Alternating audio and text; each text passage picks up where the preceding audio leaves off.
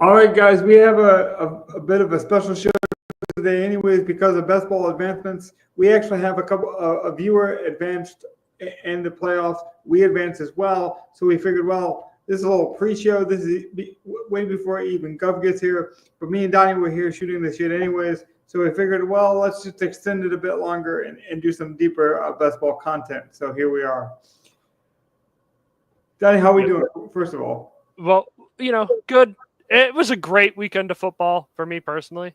I know we had some success as well in our group stuff, but we're getting to this final stretch of best ball. And though my best ball teams, I went into the weekend with 3 of my personals in the money, and I finished the weekend with only 1 of my personals being in the money, but the most expensive one, which is nice. We're looking forward to it. All we need is that top prize of the millie contest, right? hey man, as long as I make profit, I'm happy. Like Exactly. that long-standing argument with a lot of Discord communities. They're like, "Aren't you playing for first place?" I'm playing to do well in contests, but I always know the bottom tier of the prize because I want to make sure I at least double my money, and that's what we're looking at. We're actually back by popular demand, like I said early, because our man BK here had a team advance to the playoff round. I'm not sure what contest this is. It doesn't really matter because we know advancing in the playoffs is very difficult, first of all. So congratulations if you did it. It was a long time to tie up your money down. And think about that. Like we tied up our money no matter what. I do want to ask, just before we review this lineup, when did you draft this team? Was this like July? Was it super early? Yeah. Was it in September, right before the season starts, or whatever, late August? What is the time frame on when this team's drafted? That's actually a great question because we like to do one in the early portion of best ball releases and then one at the very end so then you really get a different team. I believe the one that advanced for us is actually the one we drafted in the middle. Weirdly enough, usually we do one at the beginning and one at the end. I think this was the one with Joe Burrow that we drafted was right dead in the middle. Yeah. But let's look at this team that BK gave us first. Quarterback wise, I mean, by the way, this is the first time I'm seeing this, so you're getting a transparent reaction here. Yeah, quarterback wise, could you? Let's be honest, you couldn't have done better. Truly, yeah. Burrow, who's been going crazy this year. The only issue is how much did Burrow and Daniels make your lineup compared to each other? Like, I'm assuming it was a 50-50 split, but you probably got the two. I don't know exactly the numbers, but basically you got the 2 best quarterbacks realistically that you could have gotten this year. Yeah, outside of maybe Allen. He also said early July, Donnie. Early July, so that's yes, and you got a Tracy early July, and now you got this team was early, given he got Joe Burrow and Daniels. It had to be early. I mean, well, they kind of didn't move too much, in my opinion, but you're looking at this, and you get Tracy and Garendo. Lucky steal on Garendo for the playoffs to happen, and now all of a sudden he's most likely the starting back for a playoff run. Oh my gosh. Well, the advance rate for that had to be really low. I'm going to say the advance rate for Isaac Garendo is like under 1%. Right. In the entire contest. Like he was not being drafted. I know that. Like I watched. Especially in July. Like, geez, man. What a steal. Right. Even if he doesn't play this week, let's just assume he's out. The equity and the return on investment you got all those just last week. Yeah. If he could have been, I mean, I think he would have made it anyway, but he could have been the reason why your team made it this week in a hypothetical scenario, and it would have made it all worth it. And now you have a bunch of guys that most people weren't going to draft because of the way this draft shook out. Brock Bowers, no surprise. I mean, that was the best tight end. This team seems like a first place team. I mean, Chase Brown, that's crazy. To get Burrow, Chase Brown, and Jamar Chase, oh man, you did a great job on this team. That's for damn sure. I did a quick look at who was in our pool, by the way, Donnie. I hope this team is not with us. I'll say that. Right? Like, what's your DK name? Can we make sure you're not with us? I mean, this. My lord, this team is pretty good. No, but Judy's had an amazing year. You had Chase, Adams, Metcalf. I legitimately don't think you could have drafted better. honestly. I mean, the only thing is Bucky's coming in with a back injury. He might be limited if he even plays at all. But like I said, the fact that he got Isaac Guerrero this far in advance, like most teams did not draft him. Don, he was I know. only like 1.5% drafted. Now, you only have one tight end. 2, 3, 4. I'm guessing maybe he gave us some highlight players because I obviously didn't. Yeah, that's only 11 of your players. Like, I mean, obviously, best ball, you're going to have some luck, whatever. You haven't been super injured. And Pitts, okay, so Pitts is your backup tight end. Okay, cool. Just another good ad. Now you got Bowers and Pitts in a game against each other. One of them should do something, I'd imagine. Yeah. Mondre Stevenson. Okay. Yeah, dude. I mean, congrats. Give me a thumbs up, by the way, Gov, if you're ready to go. I see you joined in here. We had a viewer advance to the playoffs, and he wanted us to do a quick review of his team. So we figured we might as well kind of go behind the scenes a bit pre-show and just give the people more content. So this is that team. Yeah, this is our viewers' team, and I mean, Gov, just blind reaction on this team as it is right now without knowing his other guys. All right, and he drafted in early July, so this is an early team. Early July team. That's correct. He's also got. And that's the one that's on the screen, right? Yes. That's correct. Well, yeah. Wait, is it? The comment. Yes. No. Oh, the comment on this. I was about to say the team on the screen isn't. Sorry, yeah. I wish we had the other screen of it. He has Burrow Daniels, that makes sense. He has Jacobs, Chase Brown, Bucky, and Guerrero, and Tracy. Okay. So Jacobs and then a bit of a. Andy has Ramondre Stevenson as well. 0 RB build. Oh, Andy has Ramondre. Wide receivers. Judy, Chase, Devontae Adams, Metcalf. That's a good solid 4. That's a good core. And then Bowers at tight end is. Bowers and Pitts is his backup just in case. But I mean, legitimately in July, do you think anyone could have done better? I'm guessing for July, do you have any injuries? I mean, you have Josh Reynolds. He isn't going to get you any points. He just got released. Any other definite zeros? Because no, I don't even think it matters. Truly. Well, I mean, it matters somewhat. The real key is he doesn't have Henry or Barkley, so that's going to help or hurt him depending on their games. Most teams that got through probably either had some combination of a Burrow Chase or I forget what the other big stack was. I think it was actually Geno JSN. It's going to have some combination of that or some combination of Barkley, Henry. Barkley and Henry, yeah. At running back. You could have had both Barkley and Henry technically. Like if you had 12, if you had end of first round pick and then if you decided to take Barkley at the 10, you could have had Henry right there at the 14 on the turn and gone boom boom and had the 2 best running backs. And that I think there's going to be a couple teams like that it's just I mean, my lord, they must have scored 2,500 points. And I've been on the internet a long time, so you know this well. Legendary Upside with Pat Crane they do a lot of best ball portfolio reviews, and they were saying that only one or I think it was at least under 2% have Isaac Guerrero even drafted. So to get him in having a Guerrero team back then is you had if he drafted it in early July, that means he was drafting the 4th string running back on San Francisco in early July.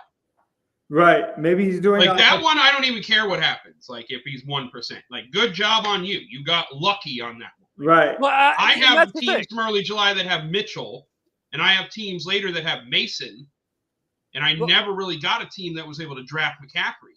But I didn't after Mason and Mitchell. I wasn't looking at a 4th San Fran. I'm rather than hope that the 4th San Fran guy gets in and plays at all, you got to draft Tracy, essentially. I would have drafted a Tracy. I would have drafted someone else. But in July was 0. possible. He clearly went full 0 RB piss boy because he has. Yeah. He had to have Chase, so he clearly drafted in the top 4 or 5.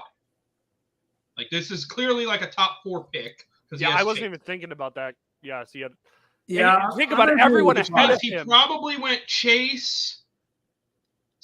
He probably went like Chase, Burrow, Jacobs as his first 3 picks. Yeah, he probably did something very similar to us. I can't see anyone else unless he's got someone injured that I can't see. But I don't see anyone else that he would have taken third other than Josh Jacobs. Maybe. Well, in second round, he went Adams for sure. Definitely Devontae Adams second round. Yeah, I guess he would. So I guess, his first 3 picks would have had to have been Chase, Adams, Burrow. Yep. And then maybe Jacobs. And then, after Jacobs, he's got all, back end of the draft running backs. So I can see how, he would have went with those 3 and then just got Judy, got Metcalf, got Bowers in the next couple picks when he needed them. And I think he's just got a unique build here because he probably used Isaac to get him through the last couple of weeks. And now he's going to have, a unique team get through that where most people, do not have. So I think this team can make some noise. He probably made a very similar decision we made where you went Chase instead of Jefferson. He's got a good mix on his team. I like it. I will see say what happens this week. I'm starting to look at schedule and stuff for best ball, and it's teams with Atlanta guys getting through could be very sneaky going against the Raiders. Yeah, see, Gov, in my personal Unfortunately, the teams with all the Baltimore guys getting through are in a good matchup, so yeah, they are. On my personal team, Gov, I have a Falcon stack and Bowers. So I have that going for me this week. So that should be okay. Yeah, Donnie did the rare thing where he stacked the whole entire Falcons offense. See, my problem is I have one of these Burrow stacks and he's playing Tennessee, so that doesn't bode well for a ceiling game.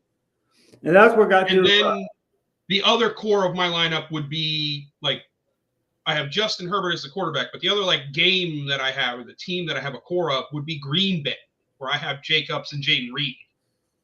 They're going against Arizona. If they do well, because I don't have Barkley or Henry, I need Jacobs specifically to have a really good week this week.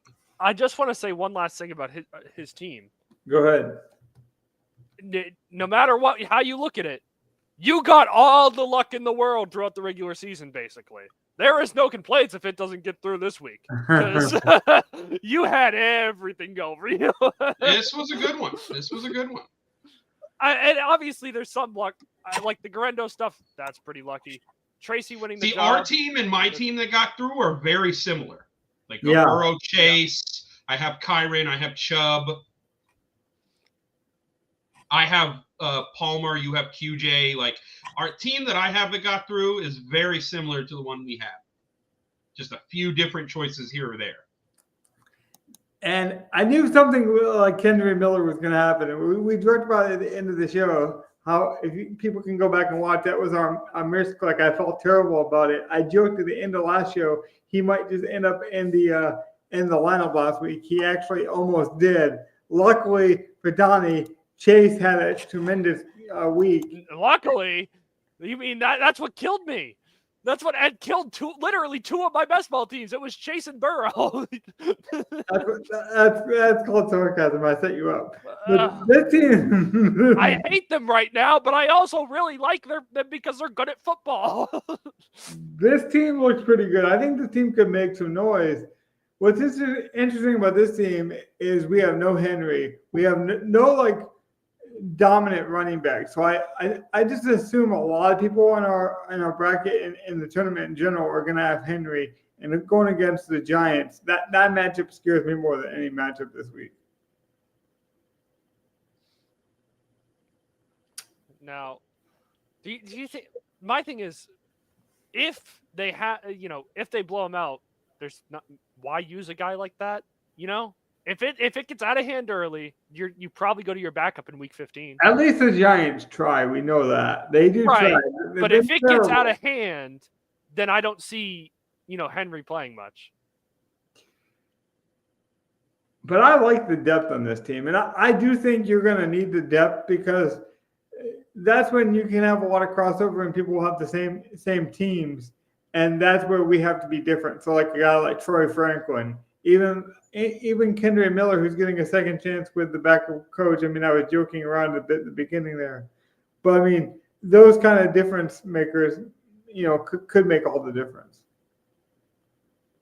Even a guy like what I like also, Donnie, is we have our quarterback stacked with our receivers quite well.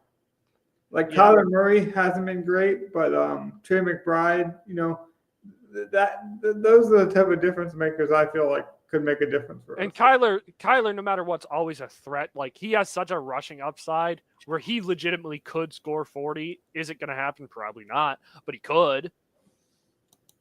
He's always trying to make a big play. Yeah, and see, that's the thing is I like about it is I like that we have high upside guys. Like Kyler can get you the rushing upside and get the with the receiving. So let's just say he's having a terrible game passing. The Arizona Cardinals aren't able to move the ball the way we thought. We might still get the rushing upside of Kyler. And then we have Joe Burrow. This is why, Donnie, I think me and you were the biggest proponents on this. We were really pushing for 3 quarterback teams. I do not like those 2 quarterback teams. I don't like 2 quarterback teams. I think I did have one. I don't think I had any of them just because I always had that last gasp guy. Now that last gasp guy for one of my teams ended up being, JJ McCarthy, who probably would have won the starting job and maybe wouldn't have been Sam Darnold good, but, probably would have had decent numbers. He would have played sometimes. Funny you mentioned that, Donnie. This was our J.J. McCarthy 3rd quarterback lineup. That's why we have Addison. That's why we have T.J. Hawkinson. We were setting that up to be our main stack in this team. Similar to what you did on your personal team where you took the Falcons. You have, B.J. Robinson on that team, Cousins, and who else? I had and the one that got through or the McCarthy team? The one that got through. The one that got through, I had the full Falcon stack. I had the Robinson. I had Kirk. I had Pitts, which Pitts didn't work out, but then Jonnu Smith went crazy for me this year. So it's like, okay, whatever. I got my tight end value. See, and that's kind of the opposite for us is like we did that too in this lineup. We went with JJ, TJ, and Addison. If it wasn't for Addison, we might not be in this position. He went off last week. Speaking of going off, Gov is offline a bit. He was having internet issues. He's going to try to rejoin us here in a minute. Are we ready to go on to our lineup, though? Oh, and let's not forget to mention, just because it's starting to get more and more important. We spoke about him a lot on the show lately. KJ Osborne got cut. Kendrick Bourne is on this team that we have that got through. True. That matters. Gov does not usually like best ball. He's not here. He's having trouble. Let's spend a few more minutes on this so that when he gets back, we'll go right into the lineup. Elijah Moore is always good to have. Like he'll get the 8 targets. So Adam Thielen coming back is awesome. I wonder how many Thielen teams got through.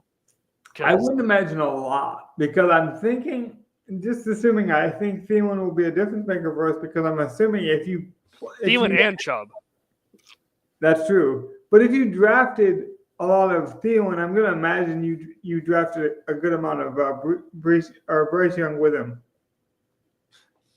Bryce Young actually made into my lineup enough for my teams where I'm just like, it worked. Like it didn't get. Yeah, but he started some weeks for me on the team that just barely missed, and like I said, the only reason we missed was because Chase went off. But I would say McBride's been somewhat of a disappointment for us. I was looking back at our portfolio of players. I think we had Trey McBride and then Trevor Lawrence on like 80% of teams. This just happens to not be that one team. McBride, I wouldn't call him. I think he's played very good for us. But he's played fine. The issue is, no matter what, if you look at tight end, the biggest like you tight end's down, but you should have just had Brock Bowers. Like we even were saying it beforehand going into the season. I don't know why we didn't draft more Brock Bowers. We all loved him. We all got him in personal teams. Right. I don't know why we didn't get him in a best ball. You and Govin, I think we drafted this team with Evan at the point. I tend to be lower on rookies than some people, and even you guys really wanted him higher. And that would have panned out. I think the one call we did get rid about the Cardinals is not going with Marvin Harrison. I think had we went with Marvin Harrison, this team would not have been there because 100%. Marvin Harrison, we were so low on it. I'm so glad. I'm so glad we got zero stock of him. He played all right, but he was going in the first or second round in most drafts. It was absurd. He was not worth, but let's be honest. I could say we could say what, probably 6 of the first round picks in our player football for our draft did not pan out because it was CMC that didn't pan out. You had, I know this draft for this team 100% had A. Harrison go in the first round. Mm-hmm. Who's the other first rounders that just like weren't around? Oh, there's a lot of them. I just can't think. I'll be surprised if Puka. If Puka gets through, we're probably in trouble because I'm gonna guess if we face a Puka team, they gotta have a really good depth in roster. Yeah, especially if you stacked it with Stafford, and Stafford the last 4 games has like 10 touchdowns, no picks. He's been going crazy. Yes, it would be a great time to have Puka. It would be a great time to have Daniels, like we mentioned when we reviewed our man show team. By the way, I'm glad that we are such a small team or such a small podcast in that way that we can review a team. I'm not sure we can do that every week or that we'd be able to do that if we got a huge fan base, but it is cool.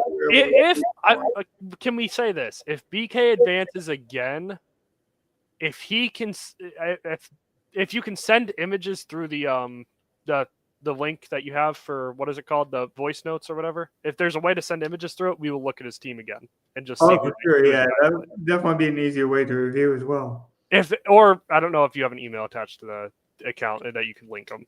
We can definitely get something like that set up because we will continue to do content as well. If you guys haven't known, so if you're interested in that, BK, just let us know.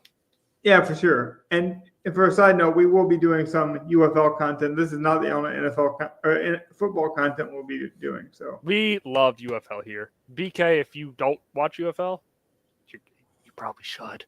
Probably should. Speaking of love, I just want to mention really quick when Gov is trying to get back. He's so dedicated to the show. He's in the chat. So if you guys want to say hello to him, ask him any question. He's still very much a part of the show. Let's go to the lineups though, because what a week! What a week of fantasy scoring. Yeah, I was saying to Gov, I'm like, we've been right around the cash line for so long, and we built some good lineups. This week we actually got both lineups through. I almost wanted to be another Sunday, I guess, and I was already going to the live tab, but here we are in the history tab. I got it pulled up.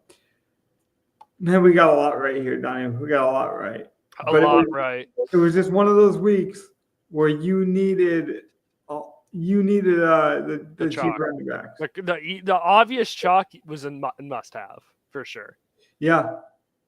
And now, I am curious. Do you know what McBride's score was at halftime of his game? 5? 0. 0? I know he didn't have very much. 0 at half. He did not have very much. So to have a 14-point half for us and no touchdowns, I don't know if that's lucky or like what exactly you'd call it, but hey, I'm happy that he maybe not got where we wanted him, but I do know he caught 4 of the 7 passes in the fourth quarter. They like spammed him on the last drive and saved us on that one. Yeah, I mean, I don't know if you call it luck or unlucky that he had a 0-point first half, but hey, man. I do have to say quickly because we don't have it in a lineup, so they won't be able to see it. But I was right about the fade of Barkley. I was nervous. Don't get me wrong. It's not like it was a happy fade. Not like I was proud of it or even. Well, you really wanted us to play that or the Panthers defense. Yeah. And I don't know what they ended up scoring, but that 4 points. So I wouldn't, maybe not optimal defense, but we played it. Oh, hold on. Yeah. It's what allowed us to get to McBride, remember? Yeah. Well, no, we had the extra 100 left, and we were like, no, if we're going to fade Barkley, you might as well just play the Panthers defense and hope. But hey, man, I'll live with that 4 points. Well, and I want to mention that the 4 points, it's so cheap and it allows you to get to other things. Like next week, the Giants are 2,100. Not saying the Giants are a good defense, but if you're going to play the Giants, at least know what they're getting you compared to the other good defenses. And that's what it was. The Panthers fell in a range that allowed us to get up to McBride, and who knows what we would have done elsewhere. What I will say, though, is paying $10,000 for a running back, and I love Barkley. Donnie drafted him in best ball. We're big Barkley guys, but paying $10,000 for a running back, Donnie, he needed 30 points to hit Right. Well, 35 points hit value. We spoke about it last week a bit when we played White and Irving. When we played both of them, it cost us right around that 10K mark. And we said, please give us at least 35. And it happened, and we were happy. Yeah. So, it was hard to ask Barkley to go out and have another essentially 40-point outing and against what is not a great team, even if they played well. Like my defense for not playing Barkley this week was, okay, in the hypothetical scenario, it goes as planned, they blow them out. Is Barkley going to play the fourth quarter in a meaningless game at that point? No. He's not going to get that extra rushing stat. Yeah. So it just, And I like paying all the way up for Josh Allen the way we did. Because not only did we not play not only did we not play Barkley, we're then probably not playing Kamara in this lineup. So it's like, well, then pay for 8K, quarterback, because you're not going to have Barkley and 8K Kamara, and Allen. It just wouldn't be possible. So then if you're going to save money where most people are not, then pay up for things that most people will not have. We saw that this week with a 7% on Josh Allen.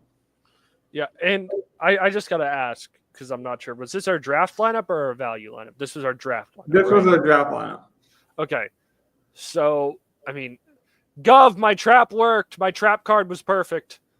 That was where I forced him to play that stack of Allen in them. But hey, it worked. What a week. What a week. Like I said, I think I forgot what my worst scoring fantasy point lineup was this week, but I think it was like 190 something. This was by far my highest scoring week of ever. It wasn't even close. No bad lineups. Everything was riding on that Rams Buffalo game. And it smashed for me.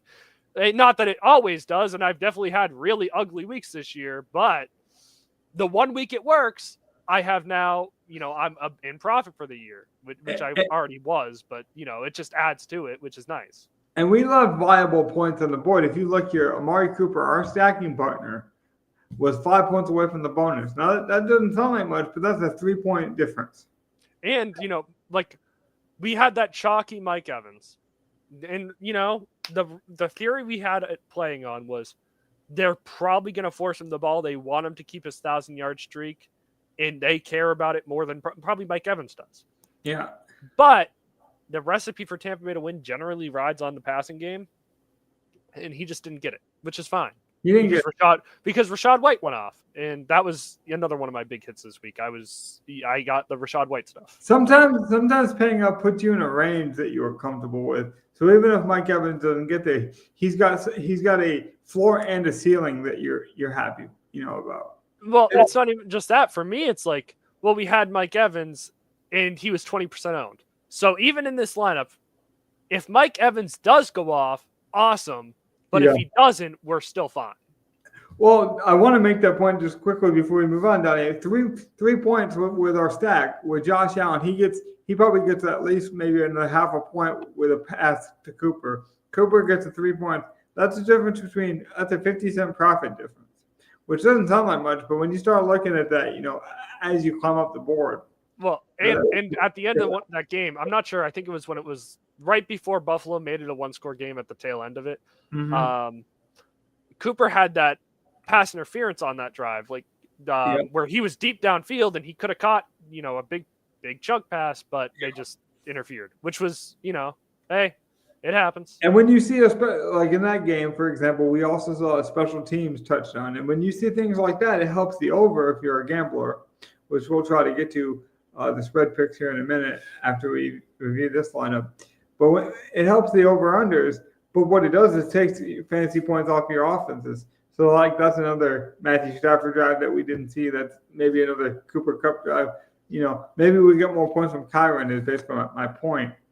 I talked about it because we have another lineup here too, Donnie, where we played Isaac Guerrero.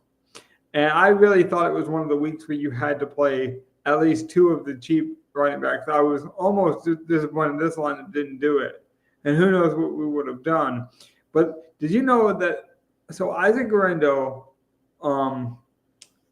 I'm forgetting now. Allen from the Jets. Help me with the name. Braden, I think. Brendan Allen. Yeah, Brendan Allen. So you had him, Isaac Orlando, and then Charbonnet. They were not 100% owned in cash games. I know we don't play a lot of cash, but when you have a price point that low, you got to consider playing them. 47%, even in this contest, I feel like is too low for Charbonnet. He was 4,800, Donnie. Yeah, I mean, on his first touchdown, he hit value. His first touchdown gave him 18 points. He had a 53-yard rushing touchdown. That was his only carry all game long. If he just pulled a hamstring on that long run, hey, I'm happy. Whatever. Yeah. For him to go crazy like he did, whatever. So in a tournament, you can see maybe he shouldn't have been, maybe a little bit higher owned. I would have said maybe 50 or 60. But in a cash game, when you have value like that, you don't attack it. I think it's a mistake. Just want to mention that because we actually did a lot of that in our DFS group chat this week. We were talking about reviewing things with transparency, being willing to admit when you're wrong, Donnie, so that way you can actually grow from it. Yeah.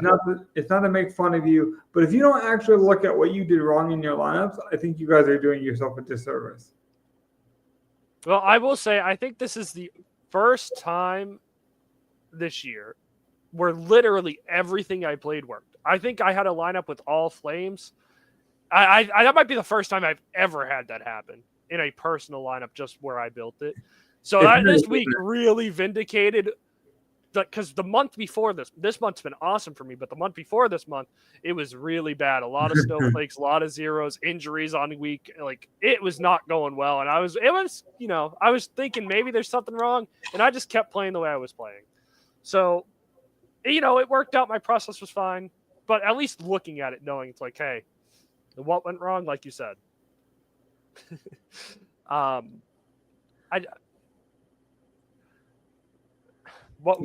about Allen? Are we talking about Gov? Just out of curiosity. Gov was just basically talking about how the scores were so close, and he was correcting my pronunciation like he often does about my.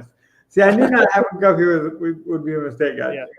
But this is my favorite part about this lineup. We were talking about the Darnold thing, and we played Darnold and who was it? Darnold, Jefferson, and Hawk. That's right.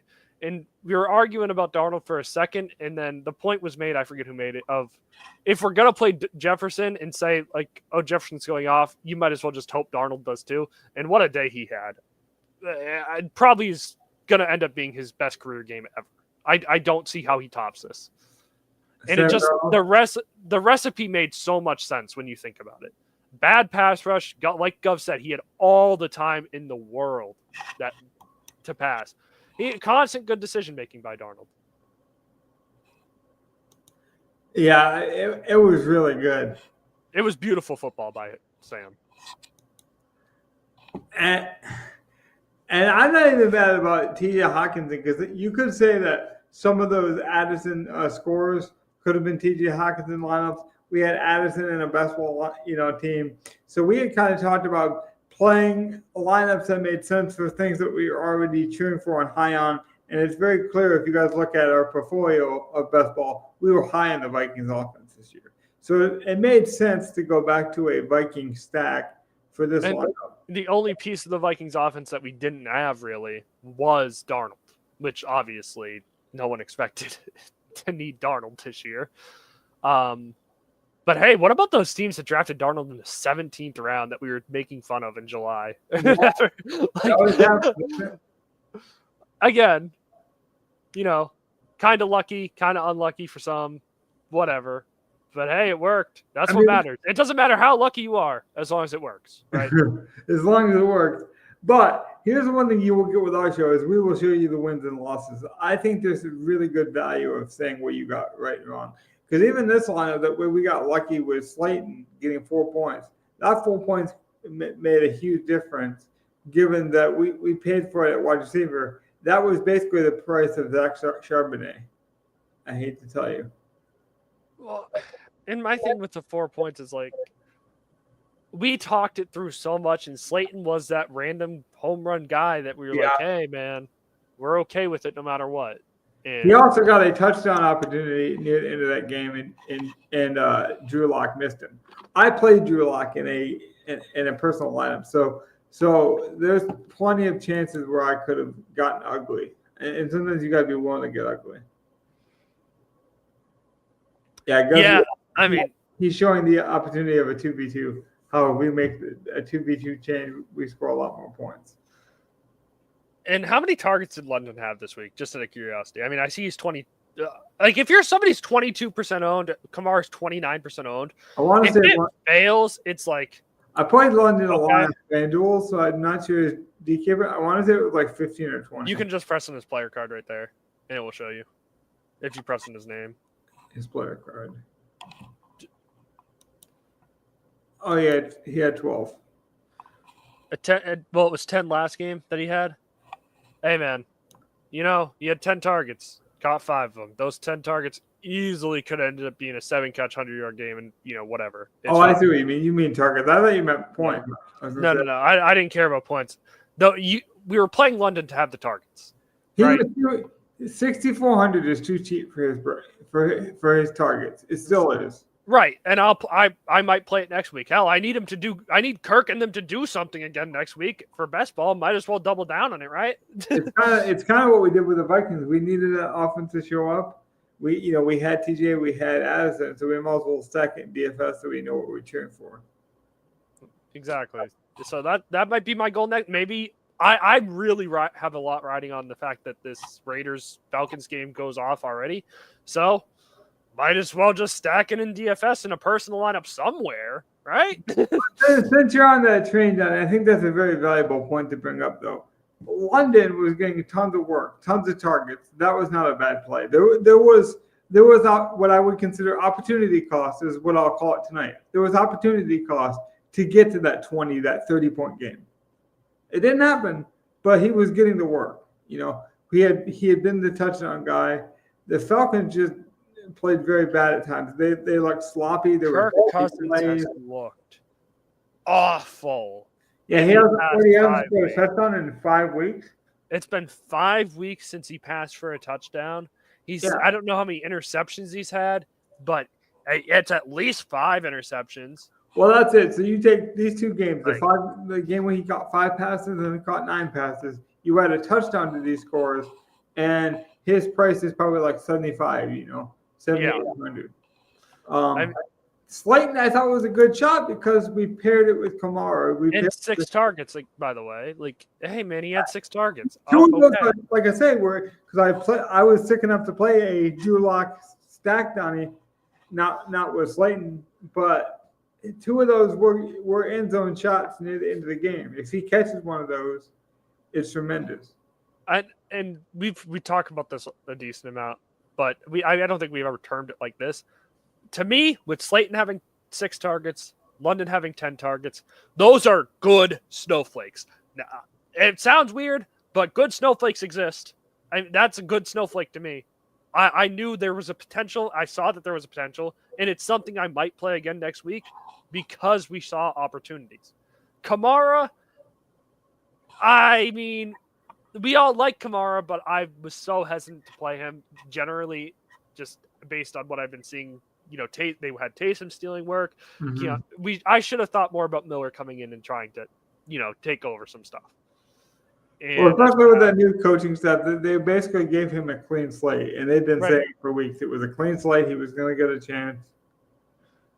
It's almost like that's the only thing. I look back on that and it's like, I've been telling myself not to play Kamara for a month. Why did I say, let's just, I like it. But And I don't want to be repeating the history. You can go back and watch that review show. I like Zach Charbonnet for his receiving upside.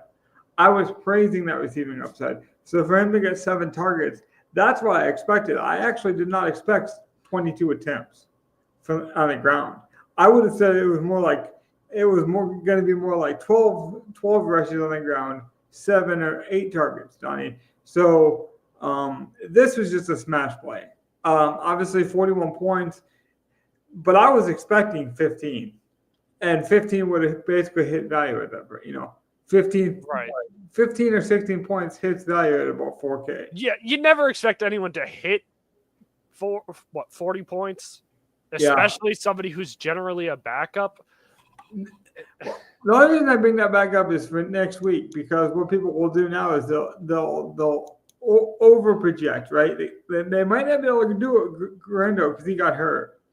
So what's going to happen? Because Patrick Taylor, I think that's his name, scored a touchdown last week. And so people are just going to be like, well, everyone's been able to do it with the Niners. Patrick Taylor's going to do it. Now it's a Thursday night game, so it probably won't matter. But hey, man. It'll take it off the main slate. But people are going to do that with Zach Charbonnet. You know that Taylor's going to get a captain. And since I've had such a good month, I'm probably just going to play a showdown and captain use check and then stick everything else in there. But that's of all the snowflakes, though, because I do think some of our more well-known guys snowflaked, London, T.J. Hockenson, Akamar. Who would you be most likely to go back to next week? Just based London, on 100% London. London. I've been so high on him as a talent since he's been drafted. Yeah, he's getting the work. I'm sorry, 12 points, whatever. He got 10 targets. I'm happy with that. I pulled that comment back up again because Gov agreed with you. It's insane. I have to agree with you too, Donnie. When you get that much targets, you almost got to go back to it. Yeah, good snowflake. Like I actually like Kamara too, because Kamara gets a ton of work. He might even get more now that Derek Carr is injured. That's what's interesting about Kamara. It's like, man, now Carr's hurt. What? Everyone on the Saints team's hurt, literally. Yeah. You don't even have Taysom Hill to do a random pass. Imagine what Taysom Hill would be priced at this week. Oh, imagine. Truly might be $7K. I do want to show one variation because I do have a group live here that did not cash, and then Can we agree, by the way, Logan? No Spencer Rattler this week. Can we just have an early agreement? I haven't seen his price. I do know Richardson's really cheap, and so Jonathan Taylor. Get this, Donnie. This is a good quiz for you. Jonathan Taylor is cheaper than David Montgomery. Soak that in. I mean, when you have a split backfield that either running back can go off and one of them I guess for the Lions both. That probably was more surprised. It's like, I get why they have to do it, but man, I don't get how people play it. I don't either. And people will play it, and when it goes off, they're going to be like, "Oh, look, I was right." But because Taylor's been down, right, in terms of the usage and superstardom, and so maybe he's 6,900, for example, but he is getting 25 touches recently, Donnie. And so, if you're going to give me 25 touches, I have to like that under 7K. Just saying. Yeah. This is a variation because I want to show you that there was just some high scores this week. This lineup had Johnson, had Tyreek Hill, had Guerrero again, two smashed guys. But I wanted to show it off because I did do what I said. I mixed and matched all those cheap running backs. I did not play. I had a lineup where I played all three of them in a lineup, and then I mixed and matched all of them because I don't think you should lock in and no one should be 100% unless you really like them. Or if you play very thin, like I play 4 lineups a week usually at max. That's a little different than if it is different than if you won 50 or something. Right. Like there are people who literally are playing 20 lineups a week, and that'd be crazy to 100% anybody. I think I ran 7 if you counted all the free ones, and then you count FanDuel as well. And even then, I didn't have all Kamara. But that just shows you that not even Allen didn't even snowflake. It's just that Zach Charbonnet and Guerrero more than what 4 times their value. So you almost need to have them. I almost have to go back to that quickly, Donnie. We can wrap up wherever you want to after that. If you're playing in a cash game and you don't have the cheapest, most viable options, like Guerrero, Charbonnet, and Allen were only like 50%, 60, and then 70% owned. You're just eating away rake at that point. Don't do that. You're on mute, Donnie. If you faded all those 3 running backs, I don't care. I know we had a spicy debate about the 3 running backs and which one we didn't like the most. Me and Gov both were the lowest on Allen, and hey, listen, he hit value, and I can say I don't know if Gov would say was as against it as I was, but I can say 100% I was definitively wrong about Allen. It didn't matter because I got the other guys right, but these positions easily could have been flipped. And if one of those other running backs failed and you had Allen, you would have been fine. It's almost like what we talked about with Barkley. So I just find it to be a funny week that it happened. Like we saw a massive value, and then we saw like you're paying up for, a safe floor. And that discussion was, if you're going to pay out for, Barkley, like we mentioned, you need 35 points. So it's not just that you need 35 points from Barkley. You need your whole lineup to you need to be able to tell yourself a story where that 35 points happens for Saquon, and then everything else in your lineup also happens around it. So I can understand not playing all of the cheap running backs, but I really do think you needed 2 of the 3 in some combination. That's how I had every lineup built. I had at least 2 of them. And I'm going to be honest. I played no Allen at all. I literally only played Garendo in the other one. And it just, that's why everything worked for me this week. But if that didn't work, it would have been real ugly. Yeah, and I know a couple guys who thought Zach Charbonnet was the worst of the 3. Now that doesn't mean he's an idiot or like he doesn't know what he's talking about because he played the other 2. I'm talking about the people who played none of them, who just tried to outsmart themselves. If you played Barkley and Kyron, and Kyron wasn't a bad play, but you really hurt yourself if you did that this week. Or I heard some people down. They were going like Kyron, and they were going like James Conner, and then Harris, Najee Harris. And you pick one of those and pair it with a cheap guy. I don't think you should. This is just not a week where you fade running backs, especially when you looked at the wide receiver value. There was no wide receivers of value this week. Yeah. Where it's like, oh, I need to get him. Yeah, there was a couple wide receivers where it was like, hey, if this guy's ceiling's at 4K, that'd be awesome. But the wide receiver value truly was the Steelers guys. None of them went off, but it was there. And it's going to be, by the way, if you didn't know, Pickens is going to be out this week, so it's there again. He is there again. And Mike Evans, I got Big Mike's on my brain because I was playing both Big Mikes in one lineup because I got the news late. But Big Mike Williams did actually get 6 points, hit most of my props for me. But that's one of the things where I got him at 1% or 2% ownership this last weekend. Next week, if we have a whole week with Pickens out, that ownership's going to spike. Well, what's awesome for us is the guy who went off in quotes, but it was Van Jefferson with 11 points. But I think he only had 1 target, and he happened to go in the end zone. Hey, man. I'm not playing that. If Calvin Austin's 3,300 again, though, I'm for sure getting him in my lineup. Yeah, and he will go low on because he quote-unquote failed, even though he's always been the deep bomb threat, and that's kind of the upside you're playing. You're playing that slight upside. I actually don't know how many of the Steelers wide receivers outside of I'm assuming Mike Williams did snowflaked, but all of them at least had 5 points, pretty much. No, they all did something. Yeah, Mike just barely hit value. He didn't snowflake or flame. Okay, so none of them snowflaked, but Van Jefferson might have had a flame next to it. Not that it matters. Again, to me, Van Jefferson, if you had Van Jefferson and he flamed, yeah, you got lucky, but that's not a good flame. That's just, hey, he got 1 target. And he happened. Well, that's why I say if you got lucky on that, be proud of that luck. Take it in. I played a lineup with Calvin Austin, and I played a lineup with Van Jefferson. Van Jefferson worked for me. He got 11 points. Yeah. Cool, awesome. But I'm not looking to go back at that again. That's something where I'm like, hey, I got lucky once. I won't touch it again. Yeah, and so what I meant now was soak it in. Enjoy that you got lucky with that call, but don't assume that because you got lucky in that call, you can call all the cheap running backs going forward, or that this is the new floor. Know why you played it, and it probably wasn't consistency because Van Jefferson's never been consistent. With that, though, I think we pretty much covered tonight. We lost Gov. We'll try to get him back. We're in contact with him most of the week. I'm sure his favorite show is Saturdays. We'll be coming with a lineup build show probably on Saturday, maybe again this week. The NFL does have their Saturday lineup, so we might actually push it to Friday. I haven't. They don't play Saturday this week, so we'll be good Saturday to go live.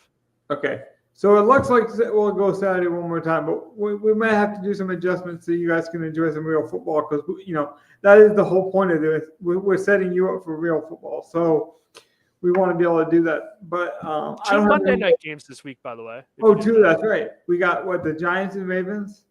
I'm not sure.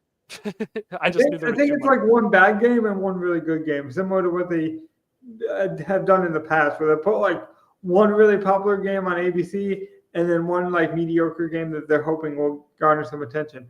I actually really enjoy the double screen. So I'm not going to lie, I'm fortunate to have two TVs in the house, which makes the viewing experience a lot better. So I am spoiled in that regard. But it is a fun experiment. All right. That's it from us, I think. Yep. Good night, guys. Not everyone.